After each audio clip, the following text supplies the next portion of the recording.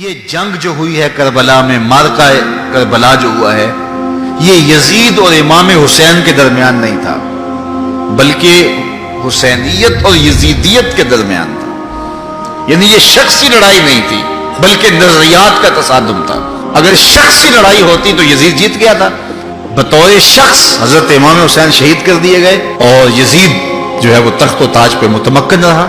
تو اگر یہ شخصی لڑائی قرار دے تو یزید جیت گیا اور امام حسین ہار گئے، یہ شخصی اگر لڑائی قرار دیں، اور اگر یہ لڑائی نظریات کی قرار دیں، اور جو حقیقت میں نظریات کی لڑائی ہے، تو یزیدیت ہار گئی اور حسینیت زندہ باد ہو گئی۔ یزیدیت کا جنازہ نکل گیا۔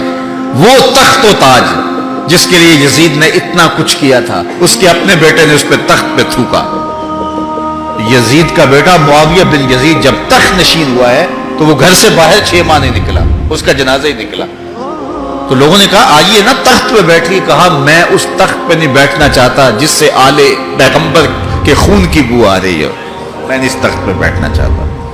اور پھر اس کا تخت سمٹ گیا، اس کا نام مٹ گیا، کلنج کے مرض سے تڑپتا ہوا مرا اور انتہائی ذلت کی موت مرا، رسوا ہو گیا، اس کا نام بھی باقی نہیں ہے۔ میں گزشتہ برس کربلا میں حاضر ہوا تو حضرت امام حسین کا چمکتا ہوا روضہ نور دیکھا۔ وہ لمحے بڑے دردناک تھے جب ہم کربلا میں پہنچے اور رات کا موقع تھا، تو ہمارے ڈرائیور نے کہا کہ یہ نہر فرات ہے، وہ نہر فرات جو چمکتی رہی اور جس کی لہریں اچھلتی رہیں، اور کربلا کا یہ مقدس قافلہ پیاسا رہا۔ تو عجیب قلب کے اندر کیفیات کا ایک جہان تھا۔ یہ تو امام حسین کا روضہ ہے نا، لیکن یزید کا نشان نہیں ملا۔ میں نے تاریخ کی کتب میں ڈھونڈا کہ یزید کی قبر کہاں ہے، تو مجھے تاریخ نے بتایا مزبلہ دمشق، دمشق کے اندر کوئی جگہ ہے جہاں لوگ کوڑا پھینکتے ہیں، تو اس کوڑے کے نیچے کہیں یزید کی قبر ہے۔ نشان بھی نہیں ہے کہاں ہے، لیکن اتنا پتا ہے اس روڑی کے نیچے یزید کی قبر ہے۔ یزید کی قبر مزبلہ دمشق میں، اور امام حسین کا قبضہ آج بھی کربلا پہ۔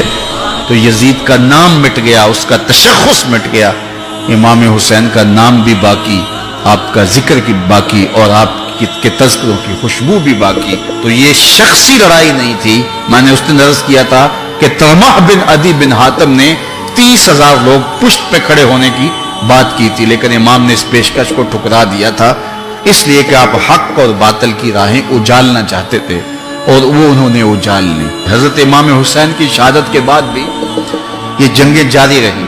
مالک اشتر کی قیادت میں مختار سقفی کی فوجیں ابن زیاد کی فوجوں کے مقابلے میں فرات کے کنارے لڑ رہی تھی۔ اللہ تعالیٰ نے فتح دے دی، ابن زیاد نے گھوڑے کو ایڑ لگائی اور میدان چھوڑ کے بھاگ گیا، باقی جو بھی قابو آتا اس کو پکڑ کے قتل کر دیا جاتا۔ خیر یہ لوگوں کی پہنچ سے بہت دور نکل گیا، لیکن اس کا جی گھبرا رہا تھا، پیاس کی شدت تھی، گھوڑا بھی ہانپ رہا تھا۔ تو یہ چلتے چلتے صحرا میں گیا تو وہاں اس نے دیکھا کہ ایک خیمہ ہے، تو سوچا کہ میں چلتے چلتے ان سے پانی کا گھونٹ مانگ لوں تاکہ اپنے جگر کی پیاس تو بجھا سکوں۔ تو اس نے گھوڑا کھڑا کیا اور ہانپتا ہوا اس نے پردہ اٹھایا، دیکھا تو خیمے میں امام زین العابدین قرآن کی تلاوت کر رہے تھے۔ تو جب اس نے دیکھا تو ایک دفعہ تو شرم سے پانی پانی ہو گیا، لیکن مرتا کیا نہ کرتا، پیاس کی شدت تھی کہ حضرت پانی دیجئے۔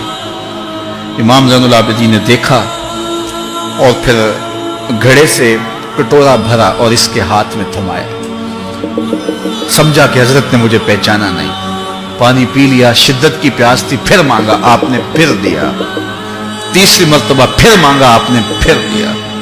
3 کٹورے پانی کے پینے کے بعد امام زین العابدین سے کہنے لگا حضرت شاید آپ نے مجھے پہچانا نہیں۔ امام زین العابدین ابھی تک ضبط کیے بیٹھے تھے، آنکھوں سے موٹے موٹے آنسو نکلے۔